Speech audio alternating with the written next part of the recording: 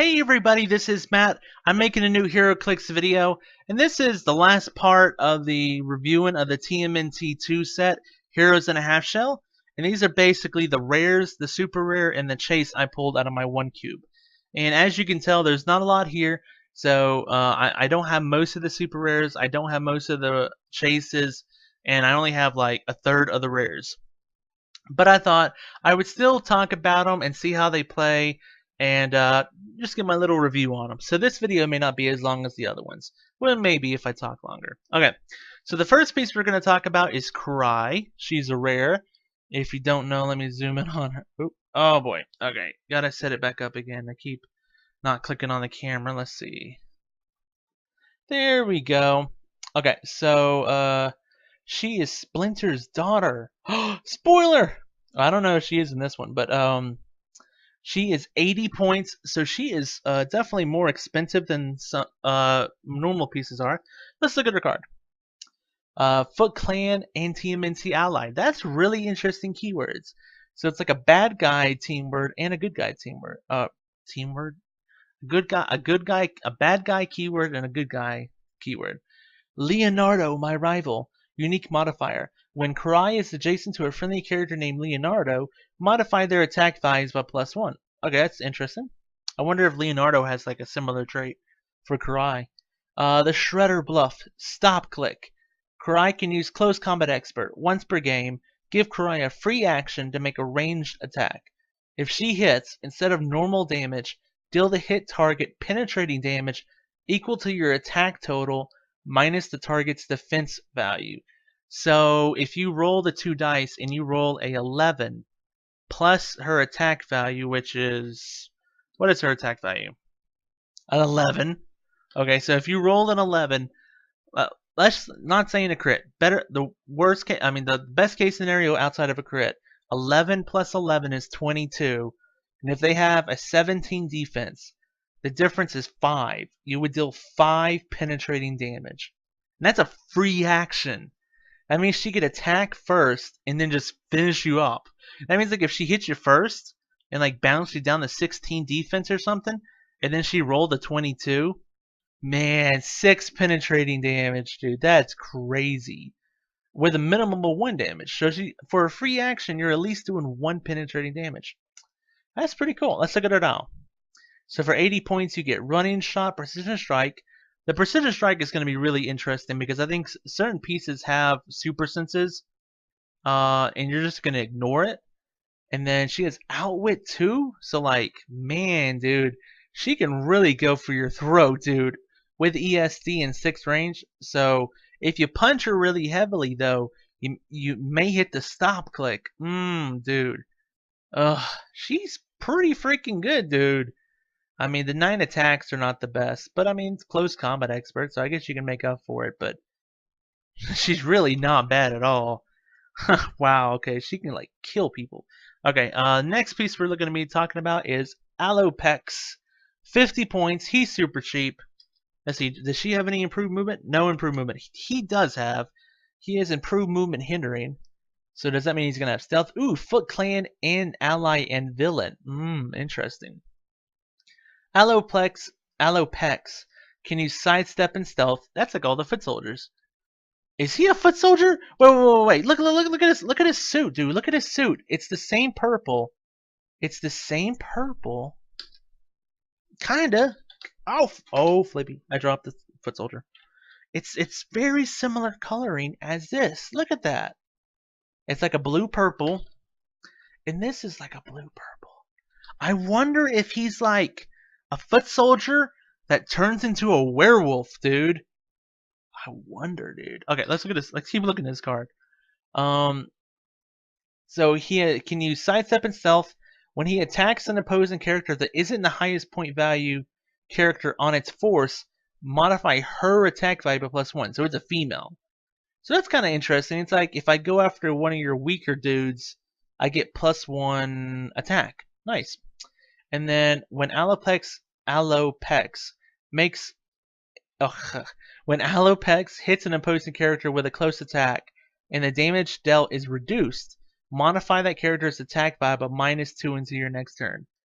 Okay, so 50 points, If she's going after one of your stronger dudes, reduce their attack value by 2. If she's going after one of your weaker dudes, improve her attack by 1. That's pretty interesting. Let's look at her now for 50 points. I mean, she's really interesting. Charge, just sidestep and stealth. Sidestep, stealth, no range with blades, battle fury.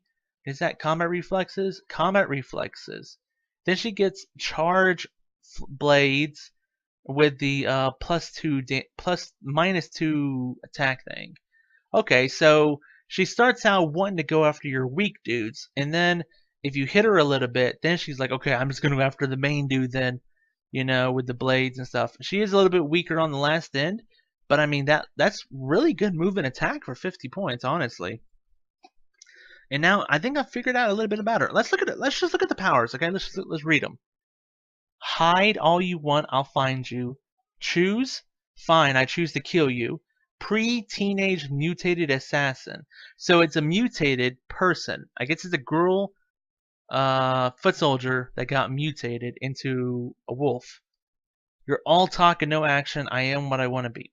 Okay, well it's interesting. It's interesting. Now, one of my favorite figures from the set is Slash. I am a mutanimal, and I used to be Raphael's little turtle. Spike. He is 100 points. He's the highest point piece we've seen so far.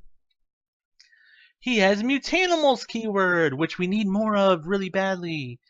TMNT ally and villain. Slash can use charge with improved movement, blocking terrain. So he can just run through walls, basically. And he has a native improved movement hindering. Okay, so nothing really is slowing him down, really, between him and getting to his target. And he has charge, so that's nice. Slash can use close combat expert and empower. Adjacent friendly characters named Raphael modify their attack and defense values of +1. Not bad. So with the empower, that means if there were Raphael next to him, they'd have a +1 attack, +1 defense, and +1 damage. If they were both doing close combat attacks. That's pretty nice. And he's indomitable, which is really nice. There's not a lot of indomitable in this set that I'm seeing. So he starts out with that charge that can go through blocking. Invulnerability. Dang, dude, he is bulky, dude. Then he has that just you and me against the world, Raph. And then he bounces on the close combat expert. Has some battle fury with flurry, battle flurry basically. And then he goes back. And then he gets close combat expert again with 8 attack. Ooh, that last click is really weak.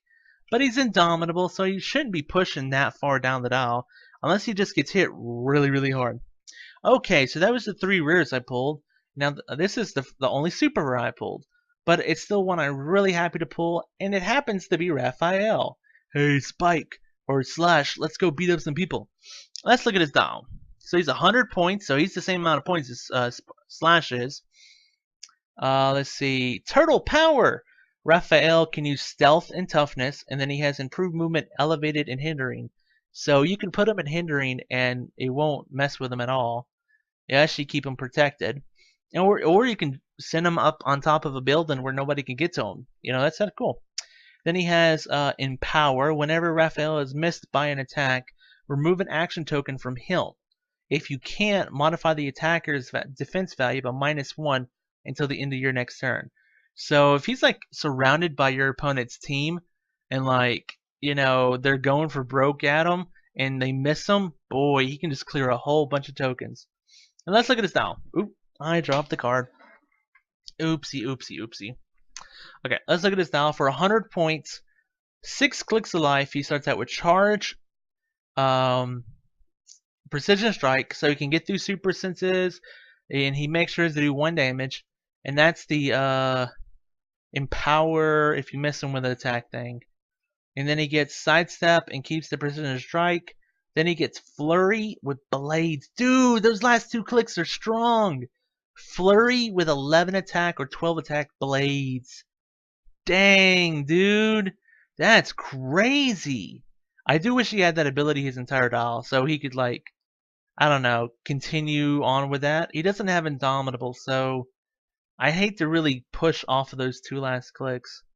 Still, He's pretty cool. I mean, I will say I think he's a little fragile. He has his only damage reducer is a traded toughness, and he's, as you've seen, some pieces in the set have psychic blast, and if he's not in stealth, then they can just shoot him, and he'll take full damage. I don't know. I mean, I don't know. I mean, I think they need a little bit more defensiveness than that, you know? But he's definitely an offensive turtle, I think. And this was the one chase I pulled, and that was Bloboid. And after looking it up, this is Michelangelo. I thought it was Leonardo, but it's Michelangelo. He can be played at 100 points or 75 points. So let's see what he can do. And he just has TMNT keyword, so no ally or any of that kind of stuff. So Bloboid can use plasticity and shape change. So that's nice. That's a built-in like protection regardless of what click he's on. And you're not going to be able to hypersonic him for anything, which is really nice. That's honestly really nice. That helps him. How many points is he? He's 100 or 75, and he has that on both clicks. So, I mean, that's good. That's good, you know. Then he has improved movement hindering, so that's nice. Then at the beginning of your turn, you may choose one to last until you choose again. Bloboid can use Close Combat Expert and Combat Reflexes, or he can use Range Combat Expert and Energy Shield Deflection. What range does he have? He has a 4 range. So it looks like he can sidestep up and either shoot you for a lot of damage. I mean, he could go up to 5 damage with the Range Combat Expert. And if you try to shoot him back, you got to hit a 20. Or he could go, I'm going to move in and choose Combat Reflexes, you know? And then that's if you play him at 100 points. If you play him at 75, he starts out on the blue line.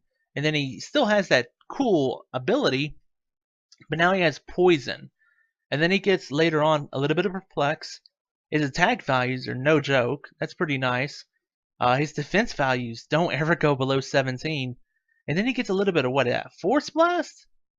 That's kind of cool. I mean, it's okay. I mean, it's not bad. So this is the chase. 100 or 75 points. I kind of like it. I like being able to choose like Close Combat Expert or Range Combat Expert, you know. And I definitely think range stuff in this set is going to be really useful. So those were the rares and super rare and chase piece I pulled out of my brick or out of my cube or whatever you call it. I hope you enjoyed learning about them today, and I hope you have a lot of fun playing Heroclix in the future. Thank you so much for taking the time out of your day to watch this video, and I hope you have a great day, everybody. Bye-bye.